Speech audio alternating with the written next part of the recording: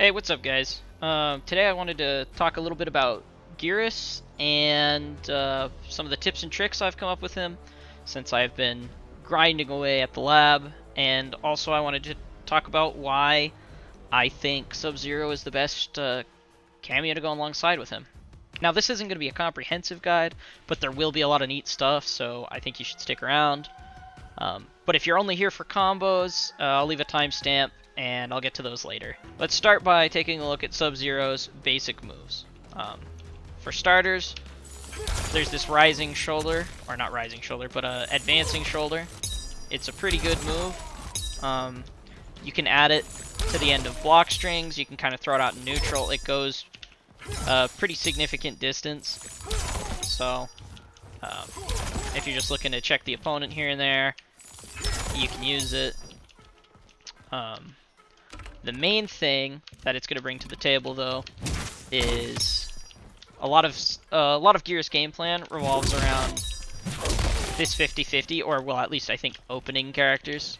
You know, if they're just turtling up, is going to revolve around that overhead, this low, and the command grab, right? Like the three-way mix-up. To which this low, being the only combo starter of these three, right? The throw doesn't start combos, the overhead doesn't start combos. So using the low is kind of your best way to get damage out of that three-way mix-up. And, well, the nice thing about it is that, or well, the unfortunate thing about it is that it's unsafe at -16, and you're left pretty close. So that's going to be a full combo punish if you ever do that on block.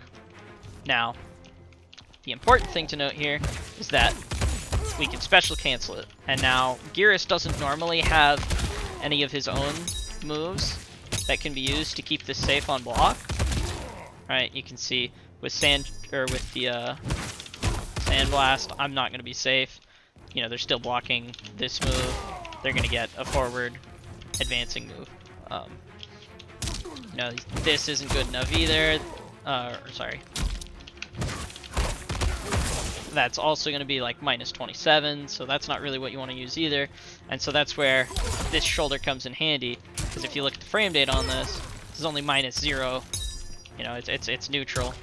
I think technically at like point blank it's -1 or something, but at any practical distance, it's going to be, you know, up to plus on block. But yeah, so the nice thing is that you can gaplessly add that there. I mean, excluding the gap that already exists in the string. There's a gap 1 or 2 frames between the first hit and the second hit. But after, if they don't do it immediately, they're not escaping Sub-Zero coming in to keep you safe. So, and because this is so slow, it's extremely easy to, you know, block confirm that. So, that's going to be the main use of that. It also can be added after this string for a little bit of chip and resetting the neutral. Alright. Yeah, I know it looks like there's a huge gap there, but it's actually about 1 frame. This second move right here, this kick, has a lot of blocks done. So now, if we take a look at the other 2 moves that he's going to bring, the next one is this armor, which is extremely useful. And because, well, if you're anything like me and you played Geras in MK11, you'll know that Sand Trap was his main tool for dealing with zoning and getting in and counter zoning. And, well, in this game, this is no Sand Trap, just to be frank. If you look at the frame data on this move, it is not spectacular. We're looking at -27 on block, which is going to be the same if you use it at full screen, or if you use it, you know, up close.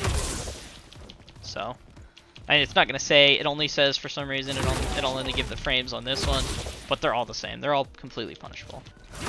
It's got a 28 frame startup, also not spectacular. This makes you immune to projectiles, which makes it much better. If you're getting zoned a lot, having this on while getting zoned gives you the opportunity to charge up the clocks that you need, which then can lead to, you know, damage at full screen, and then you really get back that counter zoning.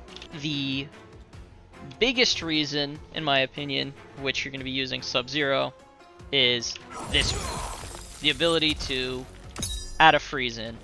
All of a sudden, you can make all of these use the same conversion, which is always going to freeze, get one clock, and then go into a combo of your choice. It lasts just long enough that you can get one clock and then dash forward. And the timing's a little strict, but with practice, it's not bad. And if you struggle with that, then I do recommend just using this. The mid will always reach pretty much.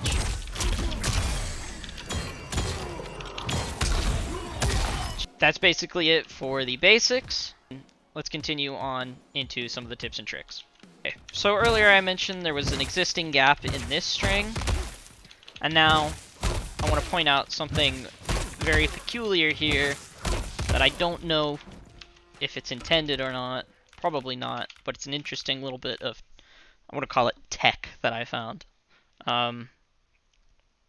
So if we set the reversal mode to on, and we used Enhanced Denial, which is Geras' armor move, you'll see he'll armor through that little gap. Right. And that last little sand burst, if you take a look at this full string, the last, it's only a 2-hit string, right? You only press 4-4, forward 4-4, right? And he kicks twice, and then this little bit comes out of the ground. Now what's interesting is that it doesn't come out when you get armored. Which makes sense, you got interrupted, so the string stops. Now the same cannot be said if you special cancel it, right? Let's see if I special cancel or call a cameo, that last bit of sand still comes out. And you can see, even if I don't use an attack, you know, it's not breaking his armor or anything. If I use this move, for example, which is not an attack in any way, and I special cancel to that, right? Oops, here we go. He's still getting launched by that last bit because it hits in his recovery. Depending on the armored move of the character you're fighting, you can get a full combo because they tried to armor through.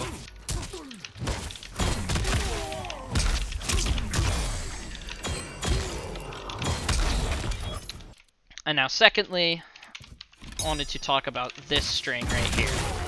Oh, let's get that reversal mode off. So if the opponent doesn't want to spend armor, there's a pretty interesting mix-up here. If they don't spend armor, you can tick throw out of, which is very useful. And what I haven't heard a lot of people talk about is the fact that you can combine this, right here, you can see you can tick throw off the first hit as well. And now normally, if you're tick throwing off the first hit, then it becomes a 50-50 for the attacker, right? Because if the opponent gets hit, right, if the opponent gets hit on the second hit, and you try and tick throw off the second, then you can see if I set the opponent to random attack, then all of a sudden I'm going to get full combo punish there, right? I'm trying to do that, and then he gets hit, and now I'm eating a full combo. And so now what's actually really interesting is that this string has an insanely long delay window on the third hit. This is buffered, as you can see, but you can still do this. See, there's a little delay. Right there, I got a really delayed one. And now what's interesting is that delay window actually allows you to hit confirm so that you don't end up using the command grab if they got hit by the second attack. And so I'll put the opponent to random attack, because you can still special cancel in that same delay. So with a little bit of practice, you can do that, and it allows you to hit confirm off of a single hit, which is normally not possible. Normally, that tick throw wouldn't be that scary. You just duck after one hit, and then if they go for this tick throw, right, if the opponent ends up going for this tick throw, then, well, they're SOL. They're going to get comboed if you ducked and got hit by the second one. But now, because of this delay window, you can react to whether or not the opponent actually blocked the second hit or not, and then either throw this delayed tick throw, this safe mid, and then if you see them get hit, you can always go into the special cancel. And this also includes calling Sub-Zero delayed.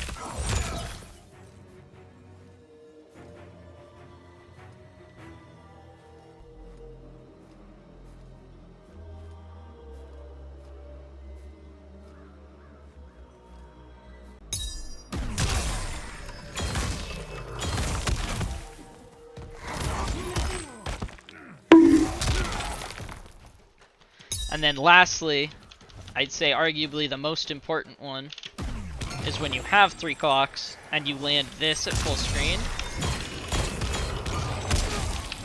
You can make this a self-sustaining projectile, essentially. As long as it lands, you get your clocks back.